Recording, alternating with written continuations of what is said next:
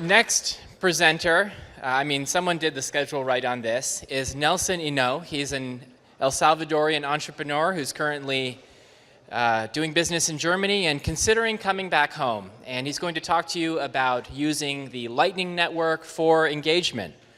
I think we've already been introduced to the idea, so Nelson is going to take it home for us. Let's give him a round of applause. Thank you. Thank you, bro. Thank you, thank you. We're just figuring out something. That looks good already. You just have to click on it once, and then we start. Anyways, my name is Nelson Inno. I'm Salvadorian, an entrepreneur in Germany. And I am actually, as you heard before, considering bringing some, if not all of my companies back. And while we get this presentation to move, I want to tell you that I'm extremely, extremely proud of what's happening here. And I have to thank all of you guys because my country was another country where I went, as Germany was also another country when I went there 14 years ago. And now it's so easy to see which is the one declining and which is the one going up. But yeah, how are we there, guys? Yeah? Perfect. All right.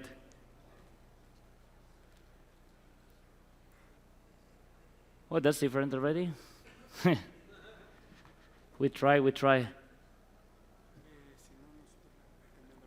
Sí, está bien. Yeah, perfect. If I do this, then you change the slide. Yeah, that sounds good. We just need to see it.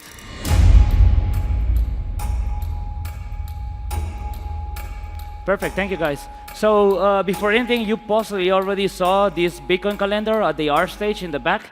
That's a project that my uncle and I did.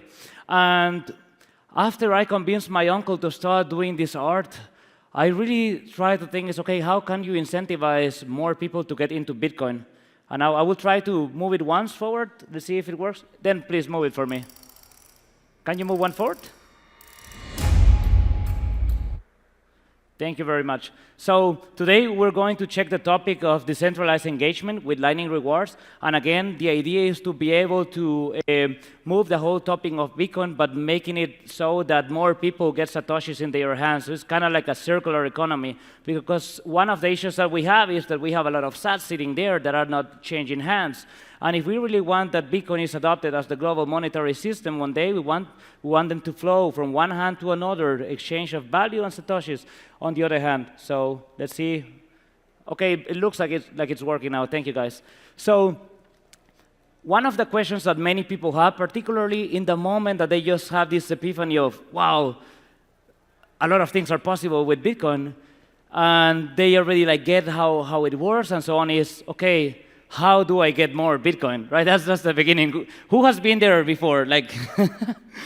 All right. So to solve that, I'm going to take a little quote from Saylor, and he said the following. Large brands that spend $100 billion a year in digital advertising, instead of giving that money to a Google or a Facebook, they could actually just give that money in the form of satoshis directly to millions of their customers. Thank you. As you see here, so Saylor, this is from around 2 or 3 months ago, he was saying, okay, how can we make it so that companies don't take their marketing budget and give it to the big companies that have basically screwed up the internet? The internet was really nice when I was started using it, but now I hate it. I'm getting out from one social media of the other, something just silently quitting, never posting anything again since 10 or 5 years. And in others, sometimes I just have to use them for work, but even LinkedIn is the last one that I've been using. Now it's Nostra, I love it. But you just go into the feed, and it's just so full of, sorry that I say, of bullshit. And yeah, so I was thinking, maybe there's a way to incentivize people to participate in sharing more about the companies that they love, the companies that they are passionate about, and getting a reward for it. So today I'm going to introduce you to the concept of decentralized marketing. It's basically decentralized engagement applied. So I fully believe that traditional marketing is over. Digital traditional marketing has polluted the internet as we know it. It has polluted every social media out there. And yeah, so it's not enjoyable anymore. Everything is absolutely fake. And every, like, maybe sometimes you just want to watch I don't know, like a video about a cat falling down from a table on his phone, or maybe a really nice visual explanation for kids about Bitcoin so that you can try to orange pill your younglings. And then you press on it, and then boom, ad. And if you try to block that ad with an ad blocker, well, that's an ongoing war, right? So maybe one day you cannot even access YouTube anymore. So with that in mind, I'm going to show you an example of how it works nowadays with traditional marketing and how it could look in the future. We're going to take a car manufacturing company as an example. So car manufacturing company, they do cars, and they sell cars. That's everything. And to sell more cars, they take their marketing budget, and they just give it to a digital agency and say, like, make us a kick-ass commercial. And that's it. I don't know, maybe 10 million bucks. They give like 2 million to some random star that nobody really cares about, but they are popular. And then also a little bit of money goes to a digital agency, to directors and so on to do the movie. But most of it ends in the hands of Google, Facebook, TikTok, and co. You know the drill, right? And as I was saying, once this money goes into them, it's just being pushed all around the social media. And the whole incentive is just to get a lot of dislikes. So we have the problems of bots, we have the problems of spammers, and because of these kind of things, you know, a lot of things are sold in the world that shouldn't even exist. So now I want to show you how it would change if we manage to decentralize marketing as it is. And for that, for this concept, I will explain it now from the perspective of RNB, which is the company that my colleagues and I are building since January. So the basic idea is companies, instead of approaching the digital agency that puts everything into ads, they approach us and we take their objectives, whatever is what they want. Maybe they want to make people aware of a new future. Maybe they want to onboard new users. Maybe they want to just make it so that people share their own real, genuine testimonials. And we take all of these objectives and we convert it into tasks. And these tasks can be something as, writing a comparison article with certain criteria. It has to be fair. It has to, like, at least compare to 2 or 3 other companies. It could be something like, make a tutorial video showing how to register on an app, or maybe how to just say now, for example, one of the really nice processes that I like is like buying a Bitcoin online with Pocket Bitcoin. You know, so for many people, it's quite scary at the beginning, but once you do it, it's so easy. I could get like some Bitcoin even before the presentation ends, and it will be extremely easy to do. So, but people don't know it, and we need to find incentives so that they are showing and spreading the word around. Now, to solve the problem with the spammers and all the shit that is being done out there, all of the tasks have to be validated. So we're working now on an incentive that a community can validate all the tasks that other people do. So if someone, because now he hears like, I get paid to just become like a micro-influencer or something.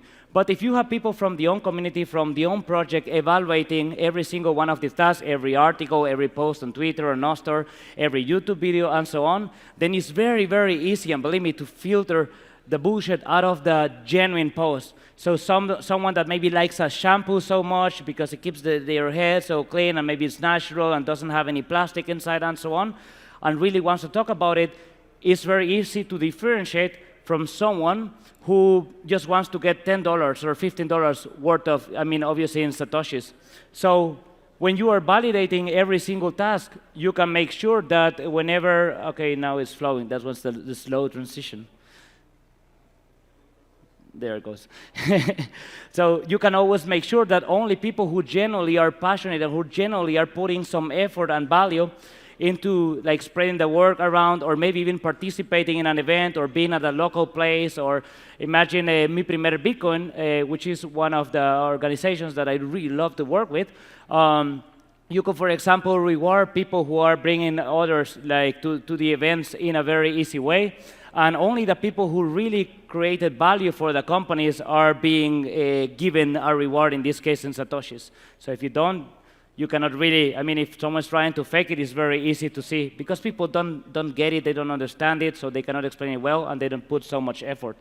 I believe that this is a more sustainable way to build marketing in the future. And it's also going to make it so that we have like companies that are not just like growing like crazy and then crashing down, as well as not having companies that produce a lot of trash in the world. And well, with that in mind, like Earnb is the company that we created, Sound Money, so that you can get your Sound Money rewards. And so that you have an idea of how it looks. We still haven't opened it, so you can go into earnb.io. This is the first time that we actually even talk openly about it. This is how people will go. They can explore tasks. They can select any Bitcoin-only project. And in any moment, they can check which are the tasks that you can do well. So if someone is really good at making videos or making art as a designer, then they will choose the adequate task for them. And then you can always see what is like the goal and the description so that you understand the why and the how. And there's always, you have to upload the evidence of how you, this is like the proof of that you actually put the work. So if someone made a video, you share the link. If you were present at a specific place and did something, then you can post a video about it or upload some pictures. And yeah, well, you get the drill, right? And I believe that this will be a really nice way to put more satoshis on other people's hands, because the true matter of fact is that, well, most of the world, they live day to day. Most of you possibly come from developed countries and so on. And it's very difficult to tell someone who's possibly, you know, like getting like $3 or $4 every day to just save a little bit in Bitcoin. I mean, when we are present there and active all the time, we can do it. I mean, you see Bitcoin Beach and so on. But the moment that we leave, that we are not actively supporting, that we are not actively bringing the income from outside, then people just stop having this income. And if they need it to survive, then they are going to spend their sats. And we are back again. I mean, obviously, they already know at least how to send and receive. But in results, we are still back again where we started. So at the very end, I'm pretty sure that if people have a way to put their skills into earning little by little, maybe 5,000 satoshis or 20,000 satoshis or something like this, then people will be participating in the tasks that they do more. And as they have more and more experience, companies and projects can allow them to do things that are more, I would say, like that require more skills. And you can imagine at the very end, these are the people that you can even hire someday. So everyone, this is Earnb. My name is Nelson Inno, and I hope that you like this and that you help us spread more sats around. Thank you very much. So we have like 7 minutes and 45 seconds, 44, 42. So I really want that you make your most challenging questions, because that's the only way that we can move our product forward. Yeah, yeah, please. Upwork, okay, so Upwork and Fiverr, well, there's a few differences. I have used Fiverr more myself, and I'm gonna explain from the Fiverr perspective, because I genuinely know how it works. So in Fiverr, you have two perspectives. First as a user, and then as a project. Let's start as a person that has some skills. In Fiverr, you have to go there, and basically, if you were very early, you have a competitive advantage, because people found you, they review you, maybe you got to level 1, pro level 2, and so on. And you have to basically just go and market yourself, and then if you do a sale, Fiverr comes and takes a cut out of your money. And from a company perspective, you have to first go there and trust Fiverr, that is a reputable platform, that it works. Second, you have to trust yourself that you are really nice at selecting the right person for the job. And number 3 is you have to trust that that person actually delivers. In comparison to that, here the person just comes, can see what is available. Maybe some tasks are locked because you need to have participated, or maybe you have done a quiz or watch a video or answer something, so we can put requirements. But it doesn't matter who you are. It doesn't matter what skin color you have, which religion, where were you born, if you're rich, if you're poor, if you're old, if you're like newborn. Okay, maybe newborn's not, but if you're very young. And yeah, so if you have the skills and you participate, and you like generally learn about the company that you want to like work for, then you're gonna get your rewards. And someone who's very lazy and just wants to try out and do something, yeah, this person is gonna get a fraction of the reward and will never have the incentive to do it again. They will think that, Earnb, this is a shit platform, they don't pay anything. So that's how I believe that you truly filter out. And as a company, and that's the other perspective, you come, you have your marketing budget, and I'm not showing the backend here, or the administrative part, but as a company, you put a budget for a campaign. The campaign has a purpose, like, okay, onboarding new users. And inside of the campaign, you can have groups of tasks. You can manage each of them with a specific budget, how many people get to participate. But the whole idea is that as a company, you rest assured that not a single time you will pay a single satoshi for spam, because everything is being validated, at least first manually, and yeah, and so it goes. Thank you, that's a really excellent question. Thank you. Yes, please. Do you think the community moderation will be able to identify when they will need to put things in order. Sorry, can you, yeah, don't worry. Can you make the question again just a little bit louder? Do you think the moderation will identify when someone uses like ChatGPT to do a task? Absolutely, that's a really, really important question. So if you can imagine trying to discourage people from using AI would be the wrong approach. It's like there is this trend, and if you use it correctly, you can augment yourself. You can deliver way better work. But it's extremely easy, like to the eye, to recognize once you have seen it a couple of times, or when you have used AI yourself, someone that just put a very short, like command or script, in comparison to someone who maybe fed the AI with their own critical thinking, with their own ideas. So like, look, don't give me this entirely, I just need the input. So it's very easy to notice. But eventually, and that's why I'm presenting this project, like, so that we start opening in the next weeks to start getting funding for R&B. We want to also use AI to identify lazy or lazy AI and so on. So we will have like some sort of pre-validation before an actual person gets to give the last yes, no, or 1 star, 5 stars, 3 stars, and so on. Really good question. Thank you. This is something that we have been breaking our head about. Another question? We still have 3.5 minutes, so yes, please. We haven't. So when we decided all of this, we took decentralized marketing because it's an easy hanging fruit. But you could eventually try to organize software development between different people through this, but we have to really think about the sort of features that you will need, because it's like writing a book together, right? Everyone has their own writing style, and yeah, if it's not a really good match, then the book doesn't read well. In this case, the software is gonna be buggy. But just so that you have an idea, you could take this literally and use it for some sort of like internal company development, so that people who actually generally want to share about the company and so on to the outside, that they get some little perks, so you can use it for something around recruiting. There are many ideas. We just thought marketing is easy to start with, and it also helps to grow. But yeah, we can talk afterwards. I will be interested. I'm sure that all of you will see it. You will see it from another perspective.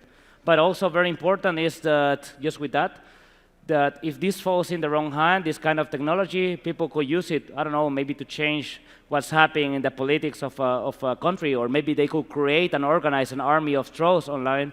So I believe that as any technology, it has the power to do great things, but the ethics and the integrity of the people behind it have to be really strong, unless there is a way that, that it becomes open source, and that the community checks that we never take a single like bad company, like a company that produces some plastic in China that ends up in the sea.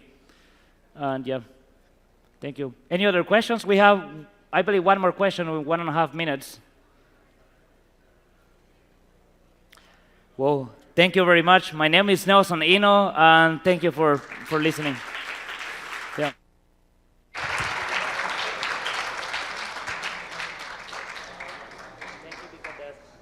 Thank you. Yeah, that was great. Thank you. That was a good job.